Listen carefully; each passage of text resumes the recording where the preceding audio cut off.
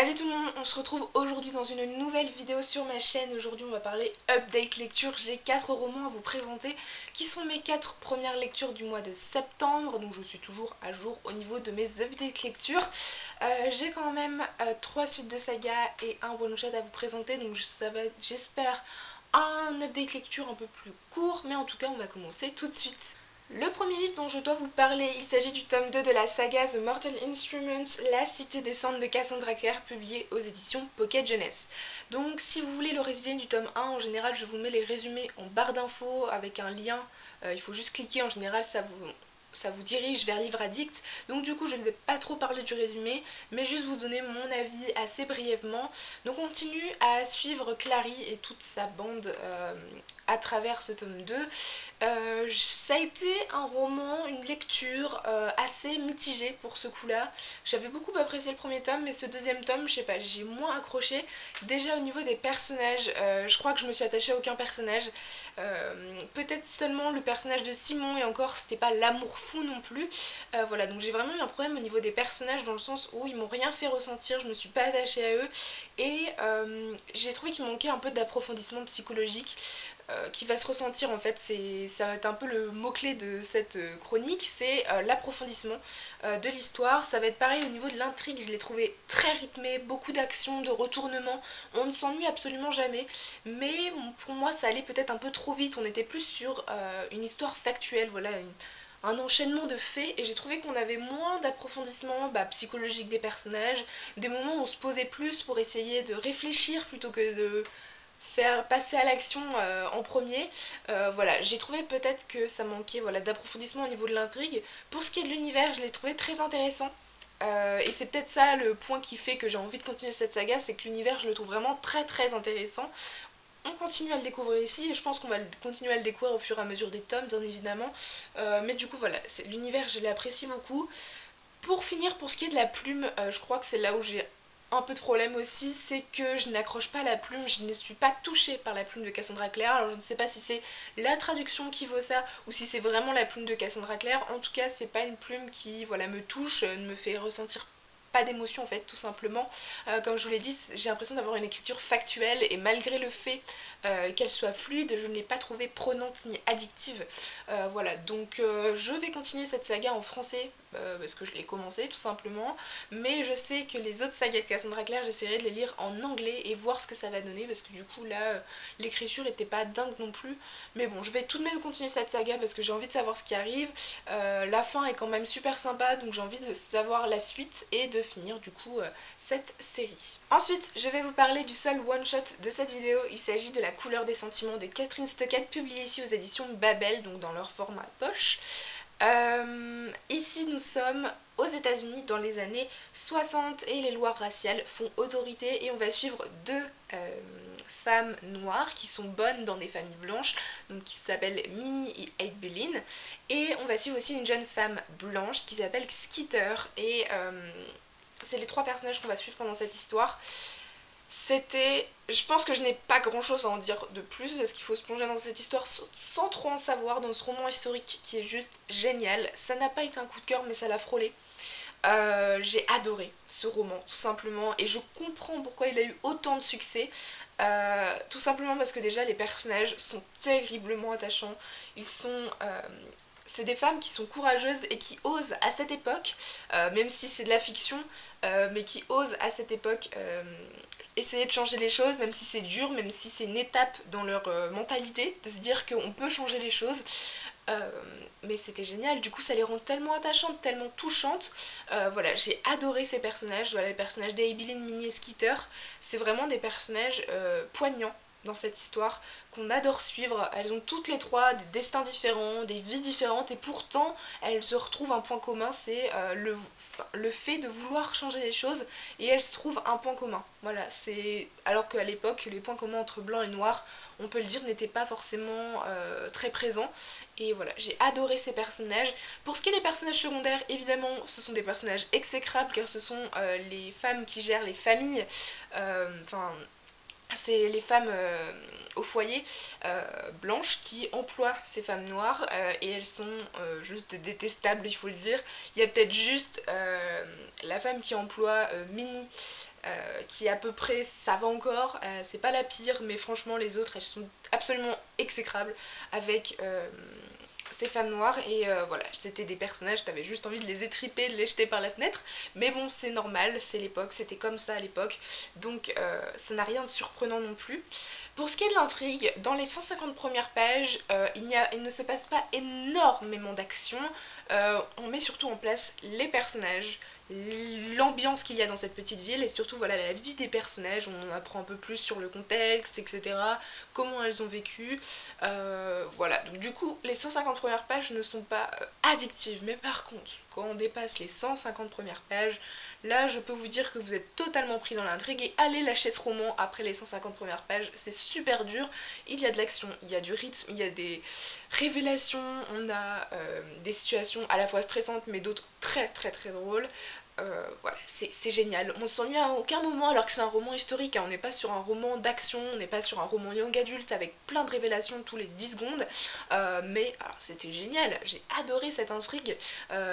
On suit la vie de ces jeunes femmes qui sont finalement pas de tout repos.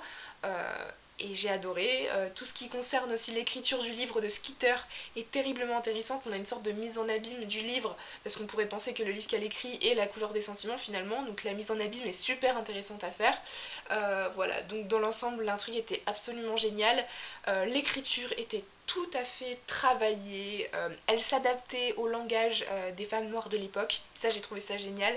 La traduction était au top, franchement je n'ai aucun moment je me suis dit wow, la traduction était vraiment pas mauvaise, elle était mauvaise à ce moment là, non, génial.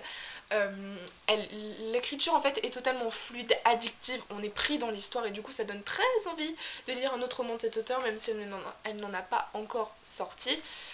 Mais du coup voilà, c'était une histoire géniale. Je pense que le seul petit point négatif que je peux apporter à ma chronique, c'est le fait que je pense que le côté historique n'était peut-être pas assez approfondi dans le sens où l'auteur passe sur des événements qui se passent à cette époque qui sont terriblement intéressants. Et finalement, elle passe comme ça en une ou deux lignes. On a eu des allusions à Rosa Parks, à la mort de Kennedy, on a eu les discours de Martin Luther King, et en fait elle le passe en deux trois lignes, et j'ai trouvé ça un peu dommage parce que moi j'attends d'un roman historique déjà qu'on soit plongé dans une époque, que ça soit très intéressant à lire, mais aussi d'en apprendre, enfin de ressortir là de cette lecture avec plus de savoir, et là du coup j'ai pas eu trop de savoir parce qu'elle est passée très vite, mais pour autant ce n'est qu'un détail parce que ce roman était absolument magique.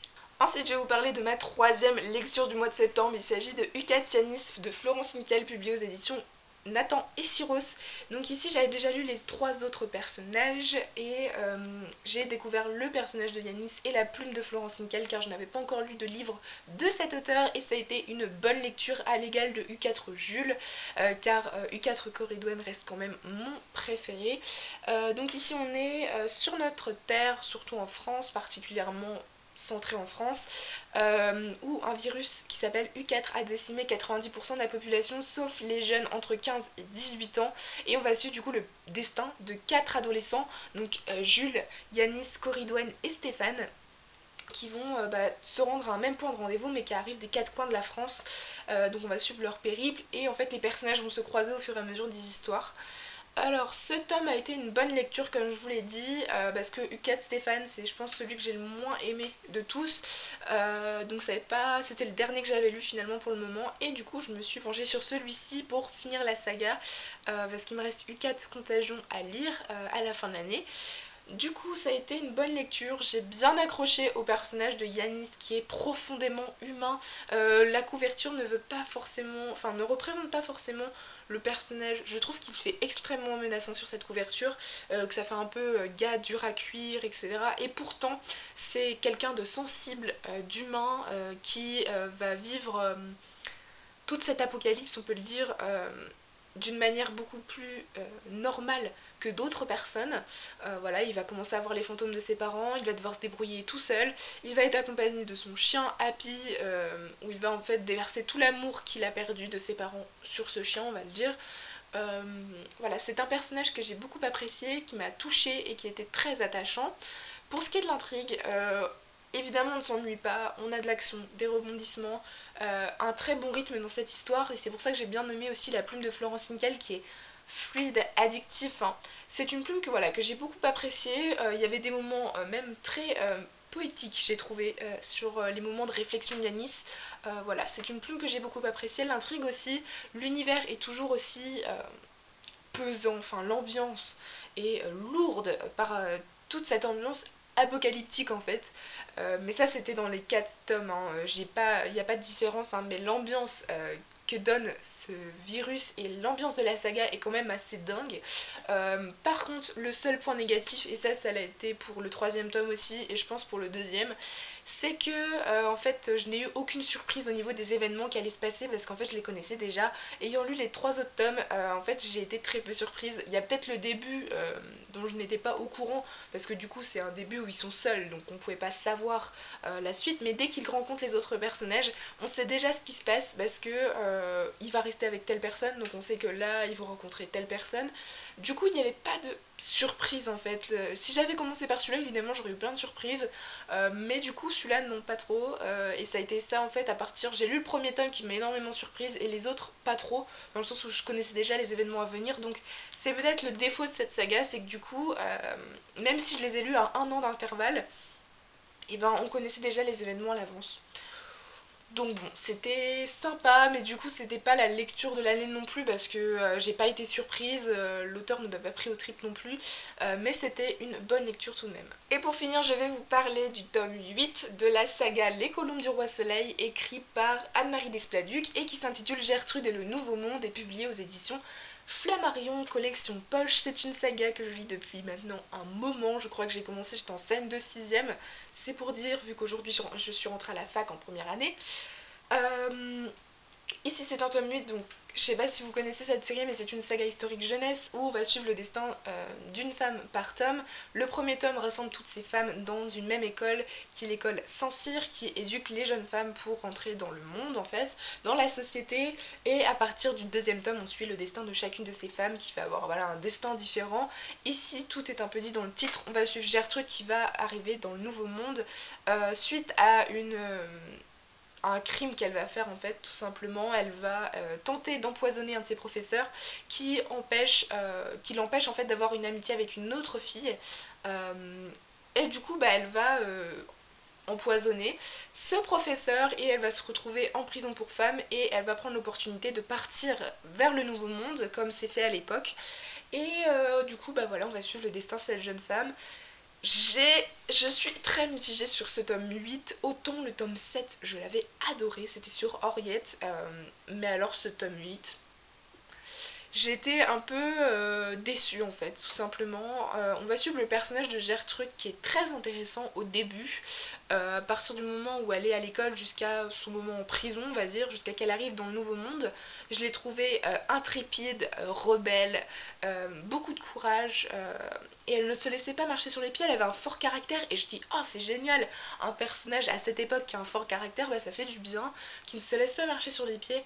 Et en fait ça a été la déferlante dès qu'elle est arrivée dans le Nouveau Monde et qu'elle a eu un mari, parce que les femmes n'avaient pas le droit de vivre toutes seules à l'époque.